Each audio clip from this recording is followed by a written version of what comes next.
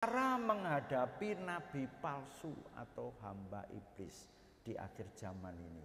Ya, yang pertama kita akan melihat ya, bagaimana cara menghadapi nabi palsu ya atau hamba iblis. Yang pertama adalah kita harus menguji roh yang ada di balik mereka.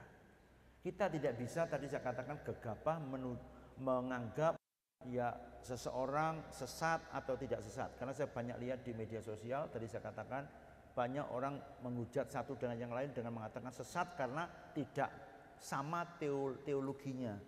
Ya. Jangan dulu ya doktrinnya nggak sama dianggap sesat. Ya, jangan dulu.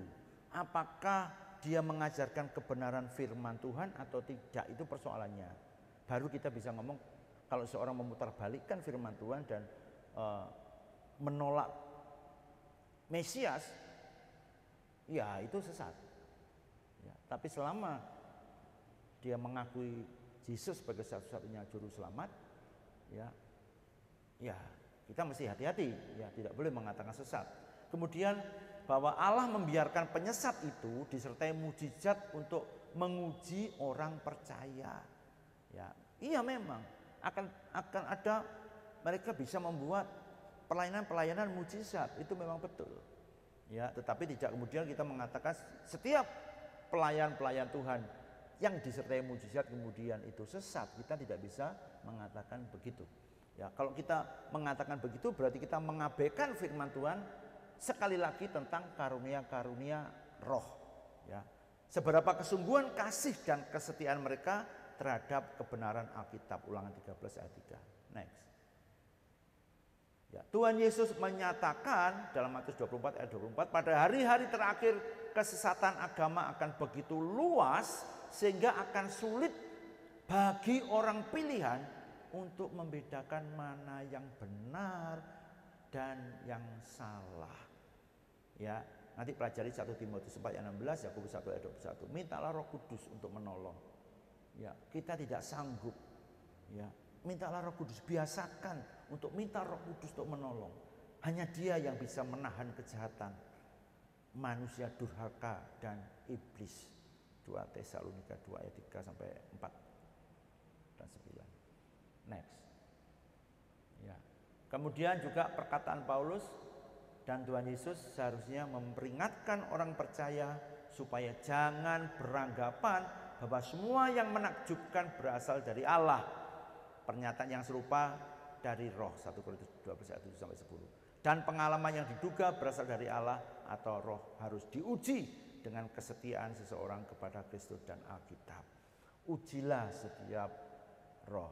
Saya sekarang membiasakan diri untuk menguji. Karena saya mantan orang seperti itu yang 23 tahun masuk dunia kegelapan. Kemudian saya bertobat, saya terus tahu sekarang saya harus menguji apakah yang saya lakukan ini daripada Tuhan atau kuasa-kuasa yang lama mencoba masuk kembali kepada diri saya. Ini perlu diuji semua. Ya, ada seorang yang bernubuat baik kepada saya, engkau adalah hambaku yang setia begitu. Wah, saya senang sekali dinubuati seperti itu.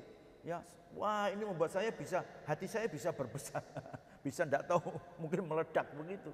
Ya, tapi saya tidak tahu ada sesak di dalam hati saya. Dan saya sudah terbiasa menguji. Maka nubuatan itu saya uji.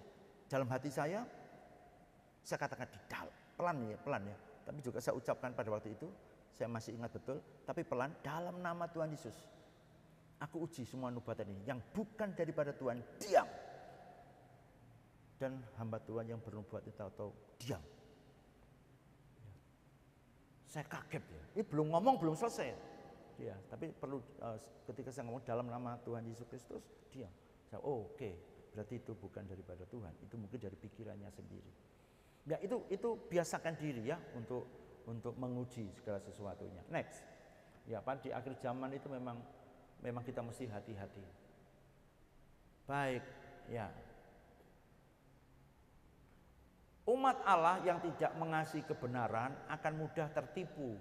Mereka tidak akan memperoleh kesempatan lagi untuk percaya kepada kebenaran Injil setelah antikristus datang. 2 Tesalonika 2 ayat 11. Baik, ya.